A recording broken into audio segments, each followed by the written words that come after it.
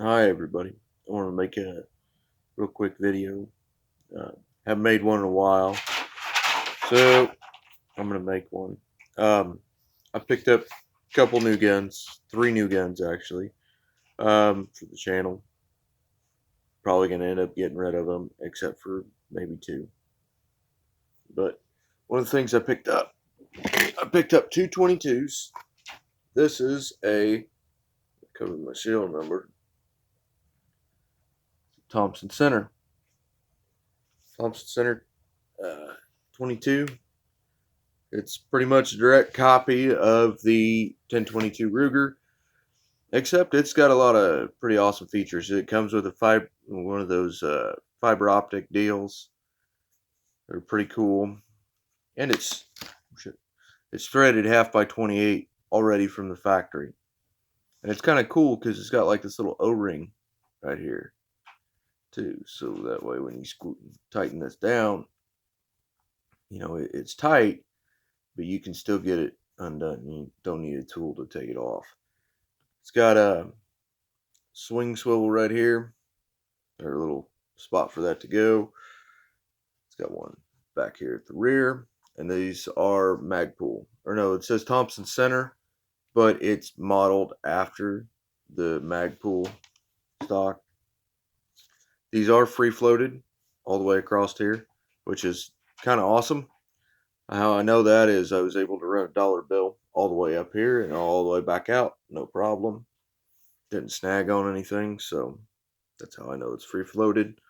You do get a peep sight here at the rear, and the sight picture is fairly long. You get a fairly long sight radius, which is pretty awesome. Another thing that you get when you get this rifle, at least in the model that I bought, I mean, just kind of went everywhere. A little tool, and you get a red dot. I have not put this on there yet because I don't have any batteries for it.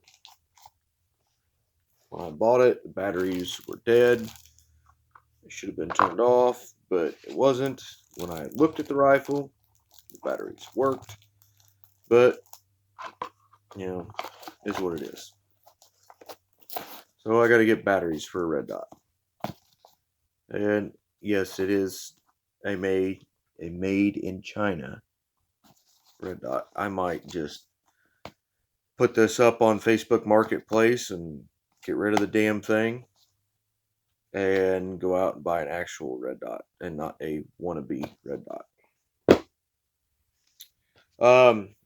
Some of the upgrades that I did right away to this rifle. Well, before I get into that, the really kind of cool factor about these is the magazine. I'm gonna go ahead and take the magazine out. Show you. It's got this little load here, or yeah, press to load. Okay, you press this down, and that helps rotate your to slide your first round in. The little thing moves inside of there. And you slip your first bit of 22 ammo in there. Okay, and now this little lever right here on the side, does 2 things. It's an assist to help load the magazine, and it is a bolt stop. In other words, when you use Thompson Center mags, unlike on a 1022, your bolt stays to the rear on your last round open, or last round shot. Your 1022 doesn't do that. You can use 1022 magazines in your Thompson Center. I've got quite a few 1022 round mags, or 1022 BX25 magazines. I still have yet to shoot this gun, but I've heard that they work, and I've seen quite a few videos of people running them, so I'm going to say they work. Works just like a normal 1022 round, or 1022, except it locks to the rear. And if you're noticing this in the video, that hey, something looks a little off right here. That's not a safety. That's a selector. This isn't your typical 1022 or Thompson Center. This thing's going to be pretty badass. I don't know what the cycle rate's going to be, so don't ask. Um, but yeah, this thing's going to be pretty freaking sweet. I got to get it to run though, because where it's at right now, where it's at right there, that's supposed to be safe. Okay, that's not supposed to fire. It fires. Okay, even if I got things switched around, let's say this is theoretically safe now,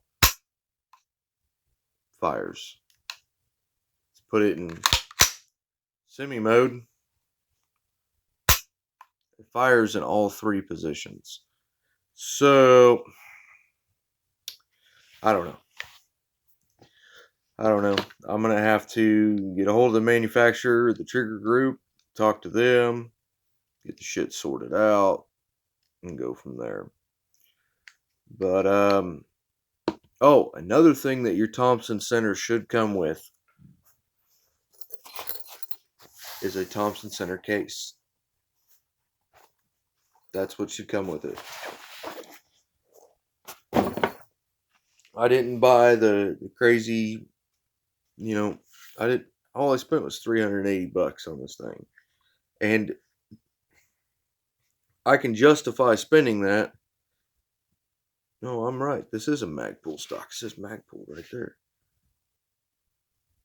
I knew it was a freaking Magpul. I knew I seen that somewhere on there. I thought it was back here in the stock somewhere.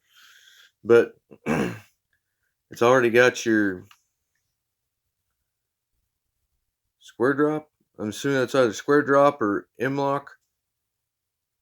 I mean, some people on here are probably going to realize and see this right away. And be like, oh yeah, it's this. I know it's not key mod. I like key mod stuff. Some of that stuff is kind of cool. But the rail up here, you can't get rid of this thing. Like, it's permanently attached. Like, it's actually milled in to the receiver. Like, you're not getting that thing off of there unless you grind it off there, which I don't know why. Because odds are, once you grind it off there, then you're going to want to put something on there. That's how it normally works. But I'm pretty excited about this. I got to tinker around with this thing a little bit more. Figure out why in the hell. See, like now, it's not even wanting to switch positions. Well, now it did it. But, oh, hey. Now trigger feels solid. I can give it a try.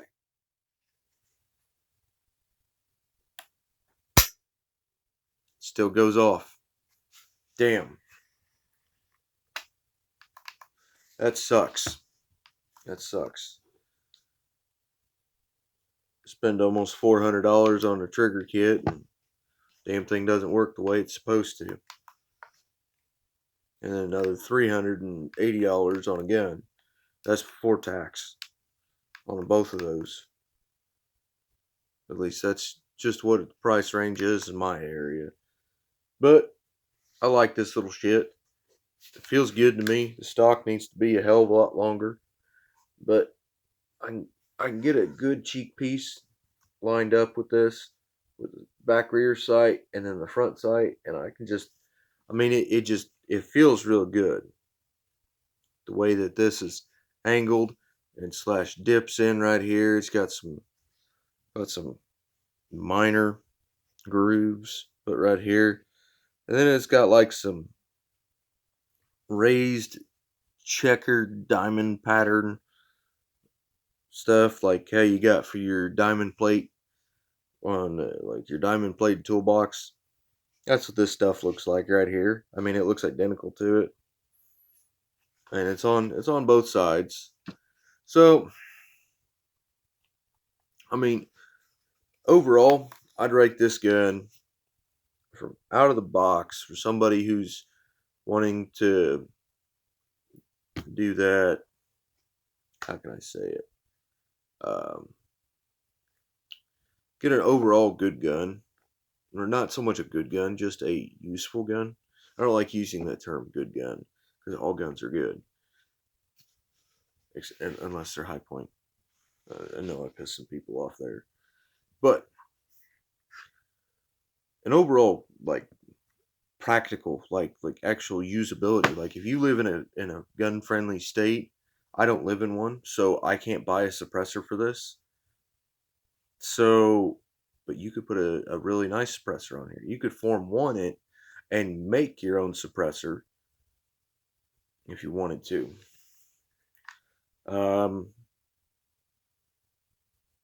I mean, you can even put a bipod on the end of this thing and put a nice huge scope on the thing and have a really nice 22 semi-auto gun to plink around with.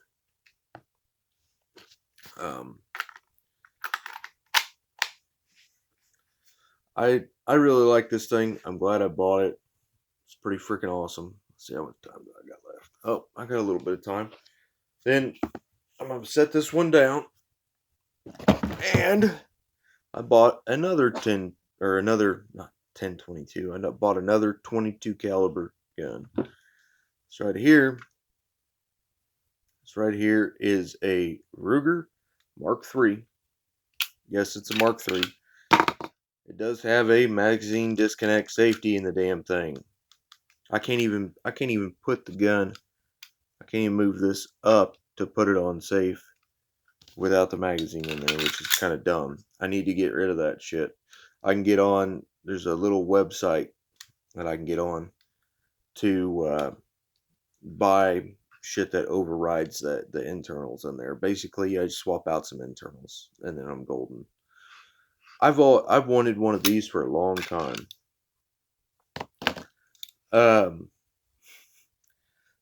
You know, I just liked how it looked, the usability of them. I mean, I think they're pretty cool.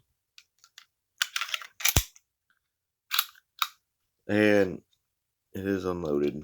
I haven't even shot this gun yet. I mean, that's how clean this thing is. From the factory, it sounds horrible. It sounds terrible. There's no lube in that thing. It's just fucking stainless steel rubbing against stainless steel. But trigger on this thing, I mean, it's okay. As you're squeezing, squeeze, there's no indication of, okay, hey, I've hit a wall, it's gonna break. You have no indication of that. It's just keep squeezing, and then eventually it goes off. It does lock open on the last round fired, which is kind of cool. At least it's supposed to. When you buy this thing brand new, it'll come with 2 magazines, 2 10-round magazines. I don't think you could squeeze 12 or 13 in here. But it's kind of cool. It does have a magazine or slide release if you like to run the slide lock or whatever.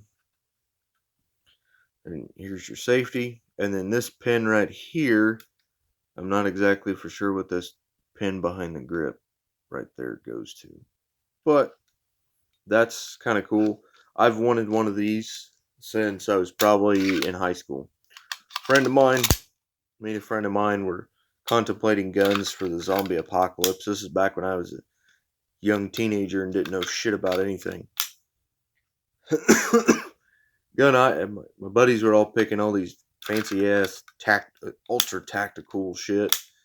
I was like, a Remington 870 with a full length tube extension, magazine tube is the barrel, the big 28-inch barreled with the kind that I have now, or Mossberg 590 with a bayonet, and this as my sidearm, and a K-bar. Gotta have a K-bar. Getting it going doing something fucking hardcore, you always gotta have a K-bar. And here's another gun that I bought in the last couple minutes that I got left. This thing is pretty freaking cool. This is my first quote unquote fancy. I call it fancy because, I mean, it needs work, but I didn't pay that much for this thing. I paid like $350. And it is a 30-06, at least so it says. So it says from the gun dealer I bought it from. I need to make sure that it's in 30-06 before I shoot it. But it is a Remington 1903 receiver, which is pretty cool. The gun is unloaded. It's unloaded entirely. And it does need some work done to the barrel. It does need to be redone. It's got a stamp up here. It's got 1243. So I'm assuming this might have been a 43 production barrel. But, I mean, there is some kind of cool stuff about this. If it is truly a 30-06, then I think that's awesome. And I would be able to use this quite a bit. But during a hog hunt, I like the fact that it's got a cap here. And it's actually got a nice butt pad. It's just plastic. It's got a nice comb piece here for cheek. It feels good to me. I mean, it really does. And it's really lightweight. It really is. There's a couple other things about this gun that kind of I wish I would have noticed right away. This is safe when you got this all the way up, this little flap here, all the way up on a 03 spring, 03, or they got the little safety back here. That puts it on safe, but you're supposed to be able to flip it all the way over and it locks the bolt. It doesn't work. It doesn't work in the slightest bit. At all. And I mean, I got a really good deal on it. There's some other things that I wish I would have noticed, like the tang screw, like this area right here, it's not blued. It's not blued at all. Everything else is blued. The guy partially blued the bolt, which I don't really have time to mess with shit like this like I would like to because of work. But I mean, I'm just so busy now. Hell, I'm working as an ag mechanic at another dealership, and on top of that, me and a friend of mine are doing our own small engine repair business, and I ain't got time for shit. So that's why I bought these 3 guns all at once. Thought they were pretty cool, and I've got another gun coming that is absolutely phenomenal. I'm going to give you a hint. It's a Springfield, and it's their #1 top selling gun, long gun. So maybe you can figure that out and get it down there in the comments. Well, take care, y'all. Bye.